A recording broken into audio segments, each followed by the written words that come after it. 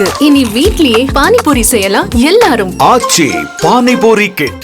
நம்முடைய மாவட்டத்தில் இருக்கக்கூடிய பிஜேபியினுடைய மாநில தலைவர் ஒரு அரசியல் கோமாளி. கோமாளியா இல்லையா? காலையில ஒரு பேச்சு, மத்தியானம் ஒரு பேச்சு, மாலையில ஒரு பேச்சு, ராத்திரியில ஒரு பேச்சு, விடிஞ்சா மறு பேச்சு. நேற்று என்ன பேசணும்னு இன்னைக்கு தெரியாது, இன்னைக்கு என்ன பேசணுங்கிறது நாளைக்கு தெரியாது. அவர் சொல்றாரு இந்திய பத்தி, மும்மொழி கொள்கையை பத்தி.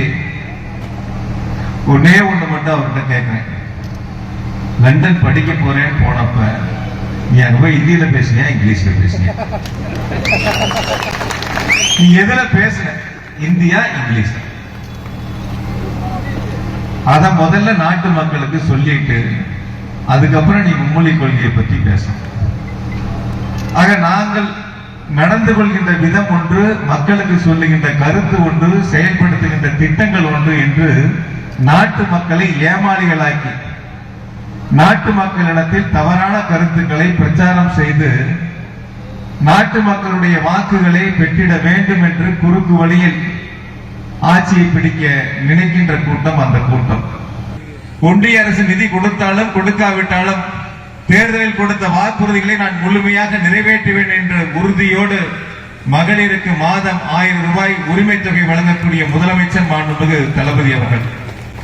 எல்லாத்திலையும் மாற்று கருத்தை சொல்லுகின்ற பிஜேபி நம்முடைய முதலமைச்சர் மாண்பு தளபதி அவர்கள் செயல்படுத்துகின்ற திட்டத்தை மட்டும் காப்பி அடித்து பல்வேறு மாநிலங்களிலே தேர்தல் வாக்குறுதிகளை கொடுத்து அங்கே மக்களிடத்தில் வாக்குகளை பெற்று ஆட்சி அமைக்கக்கூடிய நிலையை உருவாக்கிக் கொள்கின்றார்கள்.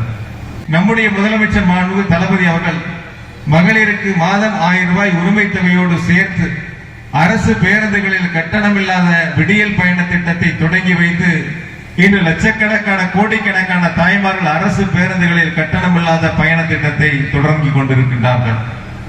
அதே போல நான் முதல்வன், புதுமை பெண், மக்களை தேடி மருத்துவம், இப்படி பல்வேறு சிறப்பு திட்டங்களை முதலமைச்சர்கள் செயல்படுத்தி காலை உணவு திட்டம் தொடங்கி வரலாற்று சிறப்பு மிக்க திட்டங்களை முதலமைச்சர்கள் நாட்டிற்கு வழிகாட்டியாக, ஏன் இந்தியாவில் செயல்படுத்துவது மட்டுமல்ல உலகத்திலேயே பல்வேறு நாடுகள் செயல்படுத்தக்கூடிய அளவிற்கு சிறப்பு திட்டங்களை முதலமைச்சர்கள் செயல்படுத்திக் கொண்டிருக்கின்றார்கள். செய்திகளை உடனுக்குடனும் துல்லியமாகவும் தெரிந்து கொள்ள சப்ஸ்கிரைப் பண்ணுங்க.